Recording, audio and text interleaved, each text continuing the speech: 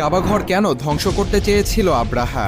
আব্রাহা ছিল ইয়েমেনের রাজা এবং তিনি খ্রিস্টান ধর্মের অনুসারী ছিলেন। সেজন্য তিনি একটি বিশাল বড় গির্জা তৈরি করেছিলেন। তিনি ভেবেছিলেন মানুষ এখন মক্কার কাবাঘরে না গিয়ে তার বানানো গির্জাতে আসবে, কিন্তু মানুষজন তার গির্জাতে না গিয়ে মক্কার কাবাঘরেই যেত।